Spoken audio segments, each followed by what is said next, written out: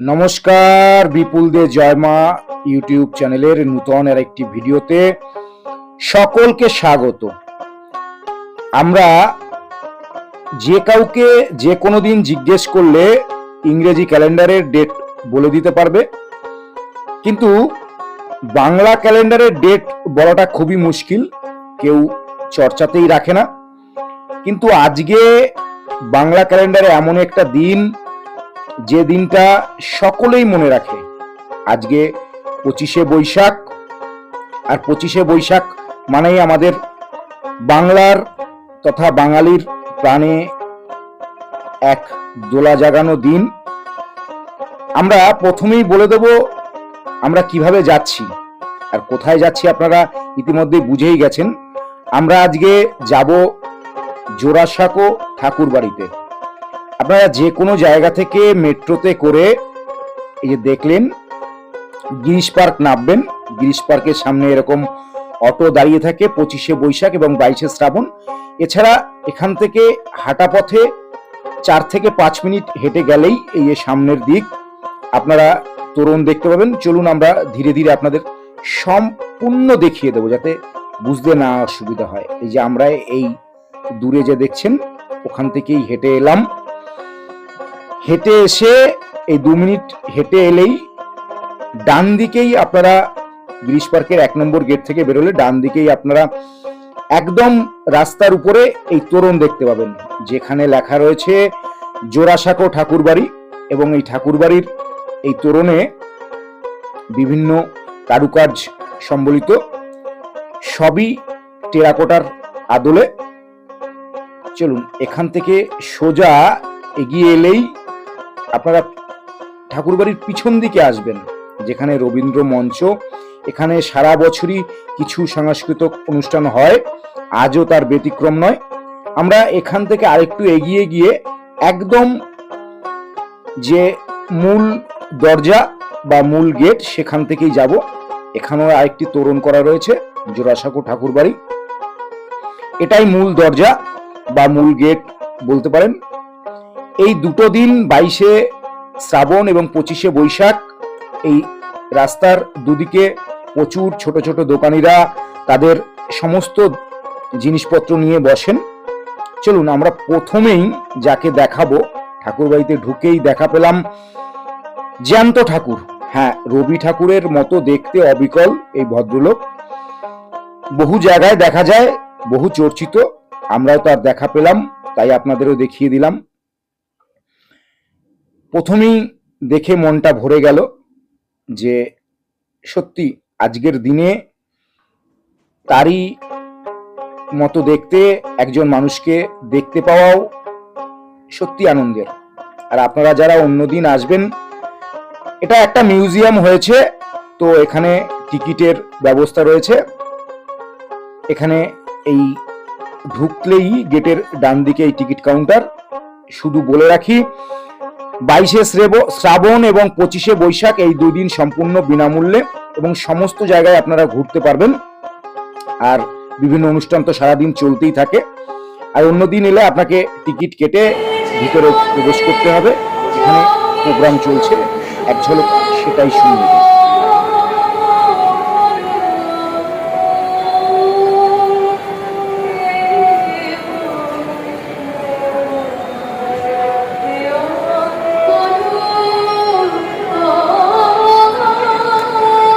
তাহলে চলুন, ঠাকুর বাড়ি এসছি আর ঠাকুরের আবক্ষ যে মূর্তিটা রয়েছে সেটা দেখাবো না, সেটা তো হয় না।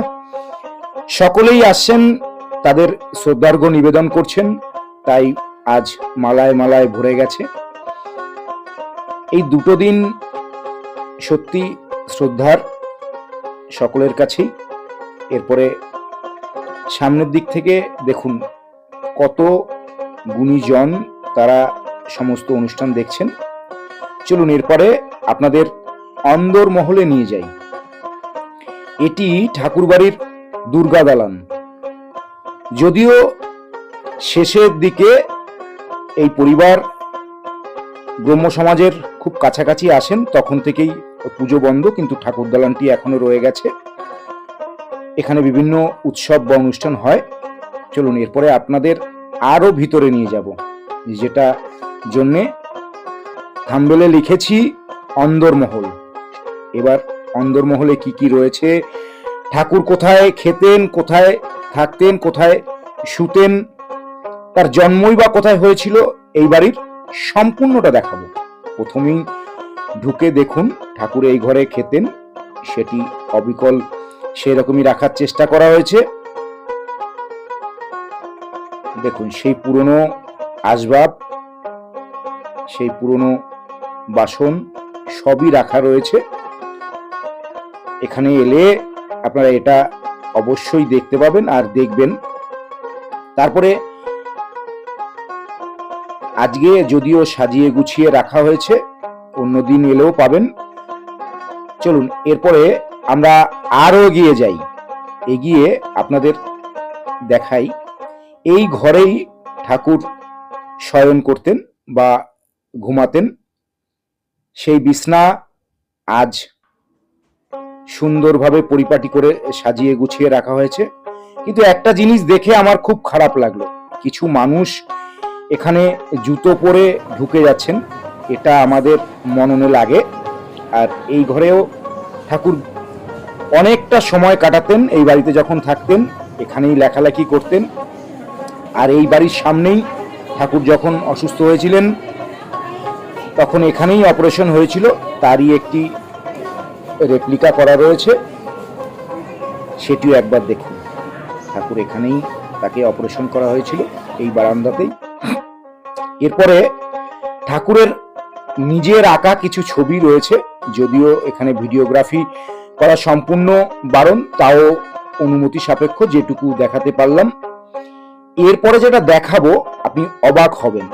দেখুন ঠাকুরের নিজের হাতে লেখা, বাংলা এবং ইংরেজিতে লেখা, আপনি দেখলে অবাক হবেন।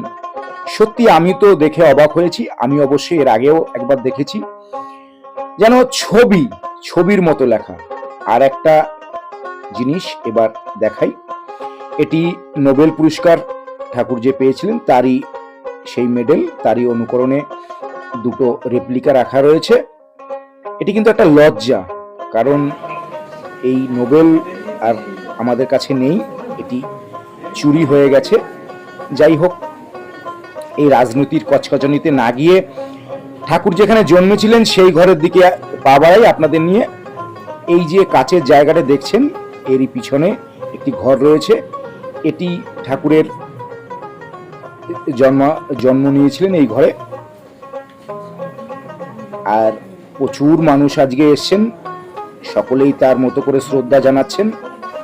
আমরা আপনাদের নিয়ে আরো একটু এগিয়ে যাব, এগিয়ে আবারও সেই লেখা আপনাদের দেখাবো, আপনারা দেখতে থাকুন।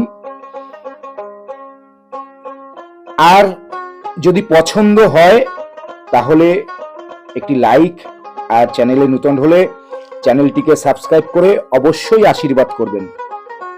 আরো একবার আপনারা দেখতে থাকুন সেই আমাদের ঠাকুর, রবি ঠাকুর যে মেডেলটি পেয়েছিলেন নোবেল প্রাইজ, সেটি দেখিয়ে আজকের মতো বিদায় নেব আপনাদের। দেখা হবে অন্য আর একটি ভিডিও, অন্য আর একটি জায়গায়। জয় গুরু, জয় জয় মা তারা।